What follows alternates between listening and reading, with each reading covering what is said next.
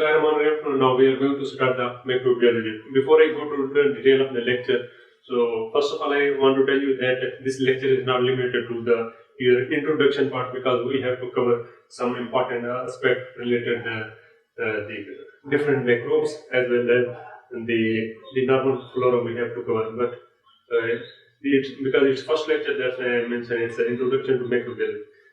Although you are familiar with the term, the microbes, they are related to those organisms which are only observed by the microscope. We cannot see by this eye.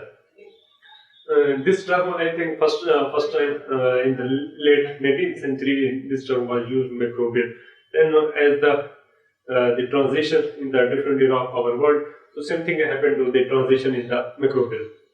Microbiology is actually we consider in the discussion of pathology, but if we take a microbiology a separate subject, it's very well. We are not going to detail of all the aspects. We are limited to the medical microbiology, because we see there is a food microbiology, there is a biotechnology, agriculture microbiology. So there are so many branches, because the fields of the different major aspects of this field are so many, but we are limited to the medical microbiology, means the applied part of microbiology which is associated with the different diseases. Okay, so we have to discuss because most of disease, which more than 50% of disease you find in the society, they are coming from the microbes. So, but these are limited number. There are billions of, you can say, are the microbes which are present in the body. They are beneficial. Okay, so just take a start. The medical microbiology first, as you know. So these are those classes of you can say those organisms which can be only observed by the microscope. Okay, so it's a study of the causative agents of infectious diseases. So that's why sometimes we also study in microbiology, or we can say it's we are studying the infectious agents. So causative agents of infectious disease of human and their reaction to such infection. So we are actually discussing the medical microbiology.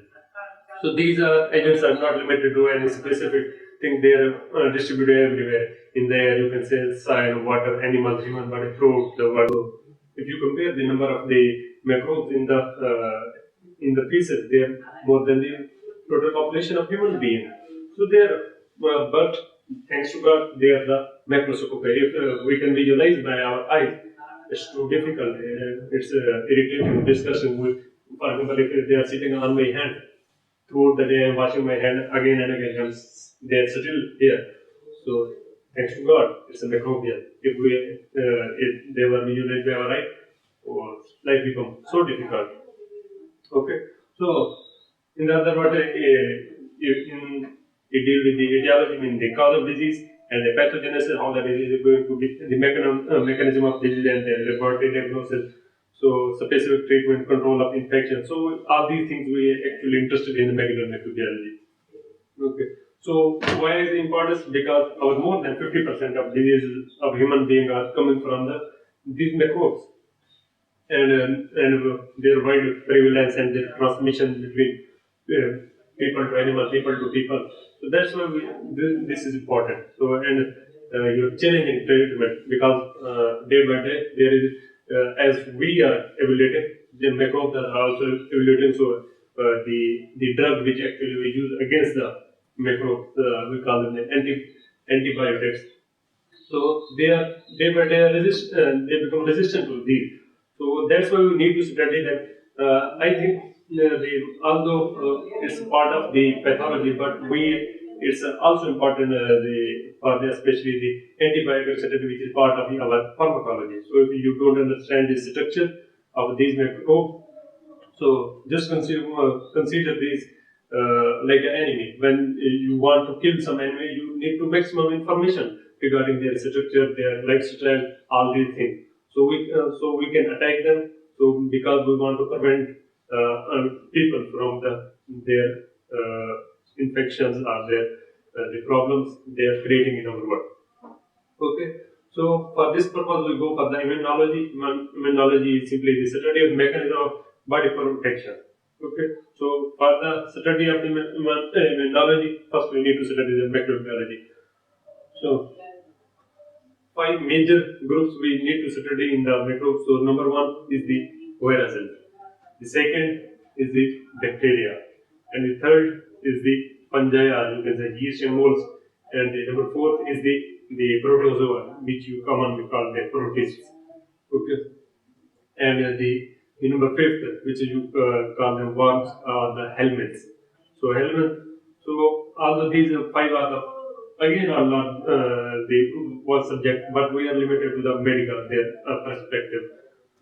So viruses, study of the viruses we call them the virology, and the study of the bacteria we consider them the bacteriology, and the study of the fungi we name them the mycology. Okay, and the protists, so we name them the protozoology, and the helminths, so helminthology. But collectively, the study of the protozoa and helminths are the, you can say, protozoology and helminthology. We consider them the parasitology because they are parasites, live in our body, but they always cause a harm, or you can say problem in our body. So we name them the parasitology. If you look at these lower three, the fungi, protozoa, and helminths, so they are the eukaryotes, while your bacteria is the prokaryotes, and the viruses, they are not considered as a cellular, so they are non-cellular, you can say, because they are in between something. So when they come into our body, they use the host organelles for their development, for their reproduction. So they are non-cellular, so not considering that actually true organism, or you can say the species. Okay, so our for the naming, because as we have to discuss all of them, so first we need to know what is the nomenclature. So they use a binomial nomenclature. Binomial means they have two names. Number one is the genus name, and which is always start with a capital letter, and the second is the species name that start with a small letter. Let's look at a Clostridium. Clostridium shows your genus name, while the tetany show the is the species name. And Escherichia coli. So Escherichia show the genus name, coli represent the species name. And Candida albicans, which is fungi. So it is a genus name, it's a alveolate. The other is the species name. So how we name them commonly, if when we want to in the printing, we commonly in the italic manner, like that. But in the script, when we in the especially in the exam, when we underline them because the italic manner is not properly can not be written by a student in the script manner. So the underline is the better option. So and sometimes we simply in the shorter form, but E. coli, but we can't read it like E. coli because it's wrong. It's just for the written purpose. So we for the reading we always read the Escherichia coli. Okay, so but because viruses they are different things, so we they don't follow this system. So you can see, for example, polio virus and the measles.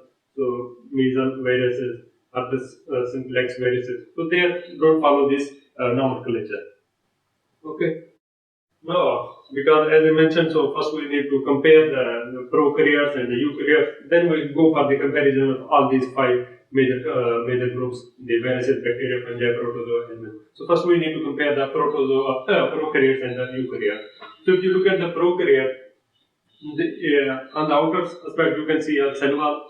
Okay, so and here is single circular. You can say single circular chromosome is present here. So like this, and the extra chromosome is present here. But you can't see if you compare here. In this here is a nucleus where you can where chromosome is present, but it is encircled by the nuclear membrane, or you can say nucleolus is present, and other the membranous bound organisms like mitochondria is present, the rough endoplasmic reticulum, Golgi apparatus. So such kind of things you cannot observe in the prokaryote. So the membrane bound organelles are absent. So just comparison. So number one, they have nucleus, but In this case, they have no nucleus, so we consider nucleate. Because nucleate means epithelioid mean what? Nucleate means like nucleus, not a nucleus. We consider nucleus when there is a proper nuclear membrane. If the nuclear this membrane is absent, so mean then we consider the nuclei, and here is a single circular the chromosome. Here you can see when you see a eukaryote, there are pair of the chromosome and they are covered by the nuclear membrane. Okay, so this is difference between the nucleus and the nuclei. So other thing, membrane bound organelles, like as mentioned, the mitochondria and the lysosome, so they are present in the eukaryotes, but you can't see in the prokaryotes. The other thing, multiple linear chromosomes inside the nucleus will be present in the nucleus here, but in the prokaryotes, there is single circular free inside the cell, which is not covered by the your membrane. Other thing, they because their size is much larger, they are lengthy, so we need the for their compression, we need the histone protein which is present in the eukaryote. It's also present in the prokaryote. So that's why these features actually important for the that's why because of absence of histone, absence of the nuclear membrane, only single circular chromosome. So that's why we named them the nucleate. Other thing, ribosome. You know better the ribosome of the eukaryote. There are 80s and 50s of larger and 30s. Sorry, it's wrong. It's not 50. It's a 60 plus 40s. Okay. Well, in the case of the prokaryote, there is a 50s and the 30s. But the totally we consider them as S is actually simply the segmentation or coefficient or segment which is, we use for the size comparison. And this is modern form of life, where the prokaryotes is the old form of life. So, example, protozoa, fungi, animal, plant. So, they all are eukaryotes, but the important one is the bacteria, which is the prokaryote, big example. Okay, so if you look at the some points regarding viruses, so there some are less infective agents, and they have no cellular structure, they are acellular and oblique intercept, mean they for their life they need all the cell of the host, like the human being. So when they live in the host, they are alive, otherwise they are dead. Okay, so mean they need biochemical machinery for their reproduction and the survival. Okay. So other term which is used is the prions. So prions is actually it's not a virus. It is actually infectious protein which have no DNA, no RNA, so and only a protein. So they are resistant to inactivation, heat, ultraviolet because their structure is different from the viruses.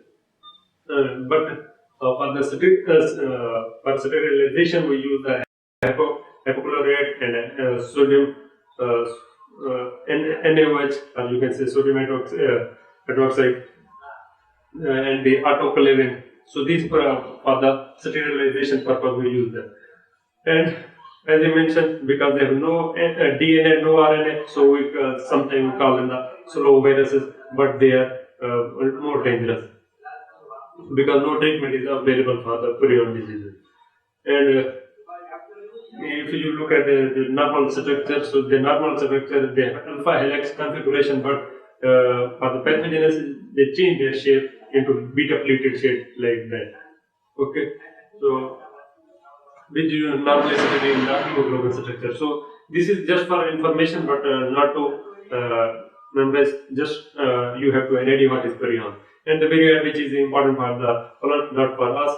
So they are different. They have no protein, but they have the RNA segments. Okay, they are opposite with the prion, you can say. So important in the disease in the plants. So these are actually terms associated with the viruses. So now we are actually this major table which I am going to do. It's very important because throughout your study of microbiology, you must need to know the important aspect regarding the viruses, bacteria, and the fungus and the parasite. Number one, their cell. If you know better, viruses they are non-cellular, while other they all have the cells, their cellular structure. Second thing, the diameter. As you go from viruses, bacteria to fungus to parasite, so their size is continuously increasing. So we consider in the micrometer. So 0.02 to 0.2. So this is for the viruses, and for the bacterium this is 1.5, 1 micrometer to 5, and for the 3 to 10 for the yeast, or you can say fungus. For the parasites it's 15 to 25. Okay, so trophozoites. And if you compare the second thing, DNA, RNA, in the viruses, there will be either a DNA or RNA, while in all other cases they have both DNA as well as the RNA. Okay, so this is important for the viruses differentiation. Another thing, nuclear state. You know better, viruses they have no nucleus because they are non-cellular, while the bacterium they are prokaryotic type, which you consider the nuclear. While the fungus and parasite they have the proper eukaryotic type nucleus.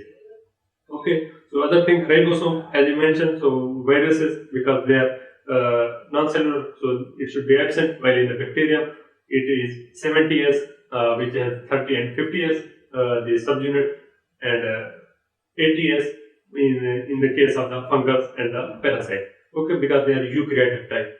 So other thing, this actually ribosome information is important because this is one of the target for the antibiotics regarding the your bacterium because it differs from our ribosome. Okay, 70S. So when we make an antibiotic which can attack like the drug which can attack the 70S because it's easier, they don't affect our body. Organelles, because they always use the virus always use the host organelles, while the bacteria they have no membrane bounds because they are prokaryotes, while the fungus and parasite they have proper membrane bounds because they are eukaryotic. If you look at the cell wall, parasite there is no cell wall, but the bacterium, as you mentioned, they have the cell wall which is peptidoglycan, while in the fungus it's a chitin type because it's one of the differentiation point for the bacterium and the fungus. So this chitin is important because of this chitin they cause the calcification in our body. So when someone faces a fungus disease, so pathology, so calcification is one of the important signs for the fungus. So because they are indigestible, so they lead to calcified lesion. Okay, cell membrane. Cell membrane, so they have enveloped naked, but it's not a functional one. So for the viruses, while in case of the bacteria, so they have the membrane, but it is there is no sterol. Okay, so only one exception, that is the mycoplasma, which has the sterol. Why it have the sterol? Because in the mycoplasma there is no cell wall. For the strengthening, the alternative option is the sterol. It is one of important feature in the study of the bacteria. Okay, well if you look at the other in the fungus there is ergosterol, while in case of parasite, so have cholesterol. So this is one of another differentiation point through which we can, if you look at when you observe them, if ergosterol is the identification point for the fungus, and it's also attack for antifungal antifungal drugs. So they attack the ergosterol because it's important for the fungus, and cholesterol is important in the parasites. Okay, so if you look at motility, viruses they are non-motile, while the bacteria some because which have dependent upon the flagella. If the flagella is present, so they are motile. So, but the fungus they are non-motile, while the parasite they are most of the ones you can say because they are motile overly. Replication, if you look at the replication, so this is complex because this is dependent upon the host. They may use the bacteria, they may use the host as a human being, any living human being or something else. Okay, well if you look at the replication, there is beneficiation and the asexual. Have you ever seen the word it's a male bacteria or a female? No, there is male and female because they are asexual, so single sex. So, but their division is beneficiation. What is beneficiation?